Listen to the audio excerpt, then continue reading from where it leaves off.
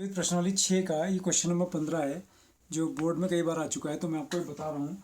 इसमें ये हमसे क्या कह रहा है, ध्यान देना है। सिद्ध कीजिए कि एक आर त्रिज्या का गोला है और उस गोले के अंतर्गत उच्चतम आयतन के लंबवतीय शंकु, यानी कि हमें शंकु के आयतन को उच्चतम दिखाना है, मैक्सिमम दिखाना है आयतन को लंबवतीय शंकु के अंदर, और दिखाना है कि जो शंकु की ऊंचाई है वो 4r/3 है। शंकु की ऊंचाई को हमें 4r/3 दिखाना है। तो आप यहाँ देख रहे होंगे, मैंने एक गोला लिया है और जिसका केंद्र O लिया है, ठीक है। उसके अंदर एक शंकु देख रहे हैं आप, ABC शंकु है, ठीक है। और जिसमें ABC शंकु में मैंने क्या करा है कि उसकी जो त्रिज्या है वो तो कैपिटल R ले ली है शंकु की, और शंकु की ऊंचाई ले ली है कैपिटल H। मैंने केंद्र को परिधि के बिंदु B से मिलाया तो गोले की त्रिज्या स्मॉल r हो गई। तो यहाँ पर आप देख रहे हैं गोले की त्रिज्या स्मॉल r हमें दी है, तो OA भी स्मॉल r है। केंद्र से परिधि के किसी बिंदु मिलाएंगे तो त्रिज्या मिलेगी, तो ये भी स्मॉल r है, यानी कि OA और OB की वैल्यू स्मॉल r है। तो यहाँ पर देखिए ध्यान से आप, माना गोले का केंद्र क्या है बच्चों, O है। उसके अंतर्गत जो लंबवतीय शंकु ABC है, जिसकी ऊंचाई हमने कैपिटल H ली है और आधार की त्रिज्या कैपिटल R है। गिवन क्या है, गोले की त्रिज्या स्मॉल r, इसलिए OA बराबर OB बराबर small r।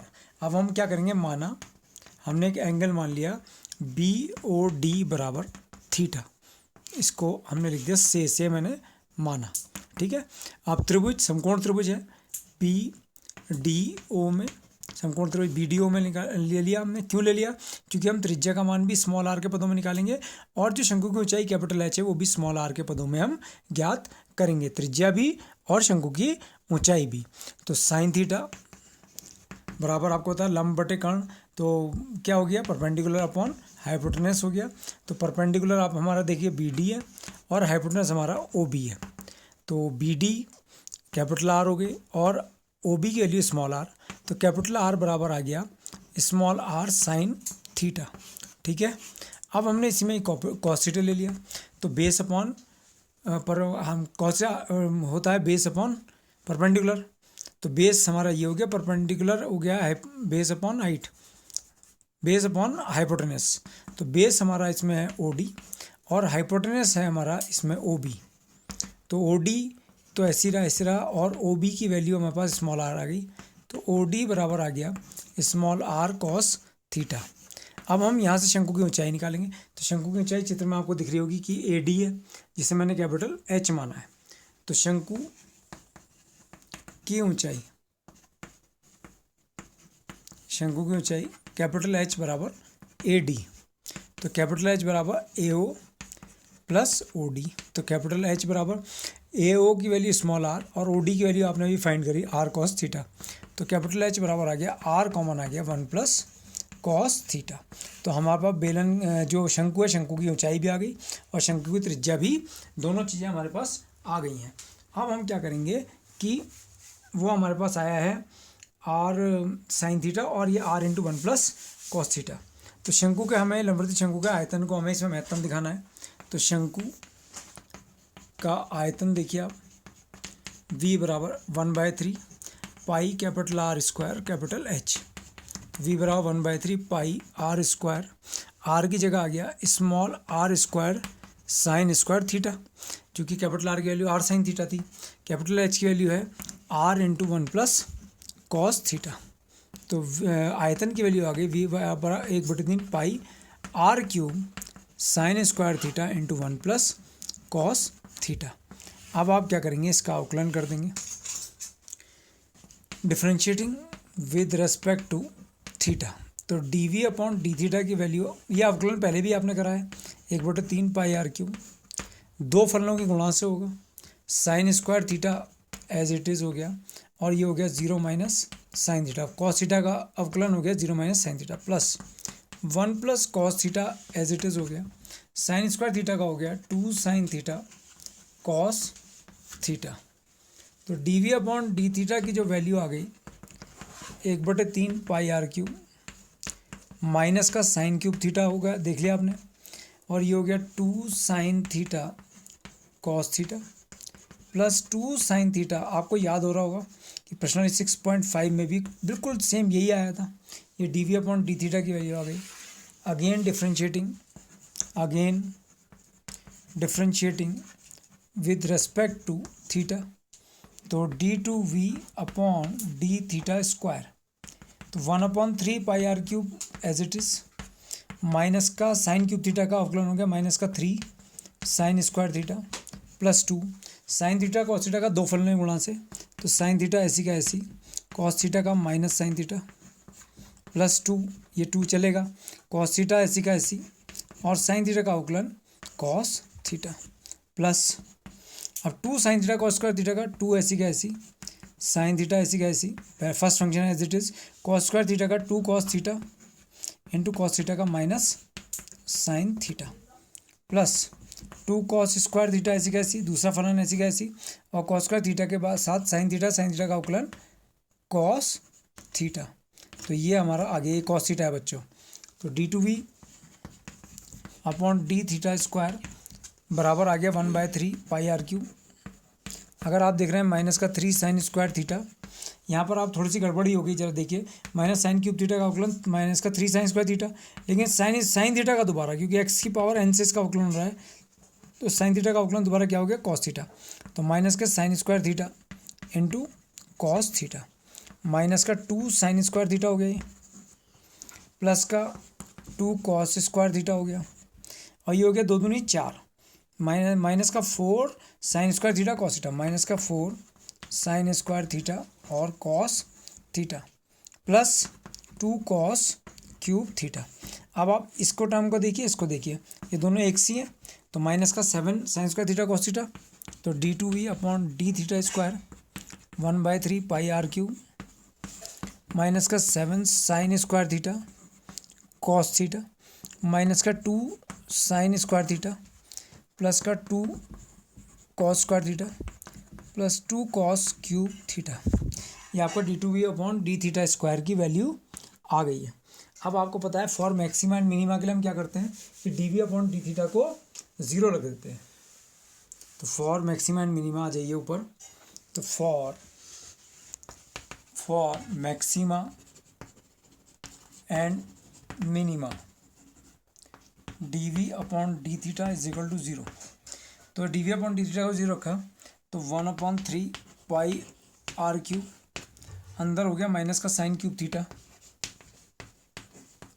Plus 2 sine theta cos theta plus 2 sine theta cos square theta, 2 sine theta cos square theta. बिल्कुल सेम काम आपने एक और क्वेश्चन में करा था। 1/3 कांस्टेंट है और त्रिज्या can not be equal to 0, तो r तो 0 हो ही नहीं सकता, इसलिए तो क्या 0 होगा, sign cube theta plus 2 sine theta cos theta plus 2 sine theta cos square theta, ये बराबर 0। इसमें आप क्या करेंगे, साइन थीटा कॉमन ले लिया आपने, तो ये कितना हो गया, माइनस का साइन स्क्वायर थीटा, ये माइनस का है, plus 2 cos theta plus 2 cos square theta is equal to 0।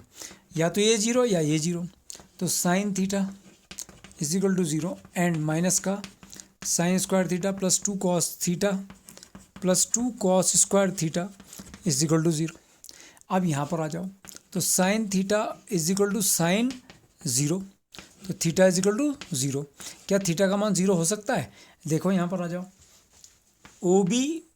OD के साथ थीटा एंगल बना रही है, अगर ये 0 हो गया तो ये OD का पर आ जाएगी उठ के, तो इसका मतलब ये ट्राइंगल ही खत्म हो जाएगा। तो यहाँ पर लिख दो नॉट पॉसिबल, नॉट पॉसिबल, ये संभव नहीं है, असंभव मान है। अब आपको क्या करना है, इसको हल करना है। तो इस पूरी इक्वेशन को आप किस में कन्वर्ट कर देंगे, ध्यान देना, इस पूरी इक्वेशन को आप, इस साइन को मैं कॉस में कन्वर्ट करूँगा, तो 1 माइनस कॉस स्क्वायर थीटा, तो माइनस का 1 plus cos square theta plus 2 cos theta plus 2 cos square theta is equal to 0, because sine square theta is equal to 1 minus cos square theta. अब यहाँ आप देख रहे हैं 3 कॉस स्क्वायर थीटा हो गया प्लस 2 कॉस थीटा बन गया और minus 1 is equal to 0, factorisation कर दिया, तो 3 cos square theta plus 3 cos theta minus का कॉस थीटा माइनस का 1 is equal to 0, 3 cos theta common, तो cos theta plus 1 minus 1 common, cos theta plus 1 is equal to 0, तो cos theta plus 1 और and 3 cos theta minus 1 is equal to 0। तो यहाँ पर अगर आप देखेंगे तो कॉस थीटा प्लस 1 बराबर 0, एक तो ये मिला, एंड 3 कॉस थीटा माइनस 1 बराबर 0, दूसरी चीज़ ये मिली। तो यहाँ आ गया कॉस थीटा बराबर -1 और यहाँ आ गया एंड कॉस थीटा बराबर 1/3। ठीक है, अब ध्यान देने वाली बात क्या है, इस पर ध्यान दीजिएगा कि कॉस थीटा बराबर -1 की वैल्यू होगी कॉस थीटा बराबर कॉस में कितने डिग्री की वैल्यू होती है पाई, तो थीटा बराबर पाई। तो थीटा तो एक्यूट एंगल है चित्र में देखना, तो ये इससे वैल्यू कैसी होगी, असंभव मान, नॉट पॉसिबल, नॉट पॉसिबल। ठीक है, यहाँ पर आ जाओ कॉस थीटा बराबर 1/3, तो थीटा बराबर कॉस इनवर्स 1/3, ये वैल्यू आ गई। अब यहाँ से आप क्या करेंगे, साइन की वैल्यू भी निकाल लेंगे। ठीक है, तो आप जानते हैं साइन थीटा बराबर होता है अंडर रूट के अंदर 1 माइनस कॉस स्क्वायर थीटा। तो साइन थीटा बराबर अंडर रूट के अंदर 1 माइनस कॉस थीटा की वैल्यू 1/3 है, तो 1/9 हो गई।